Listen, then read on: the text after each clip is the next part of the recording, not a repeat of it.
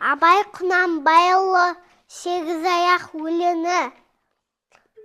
Алыстан шермеп, сүректен тербеп, сымырлап бойға жайылған, қиуадан сауып, қисынын тауып, тағыны жетіп қайырған, толғалы 90 қызыл тіл, сөйлеймін дешен өзің біл.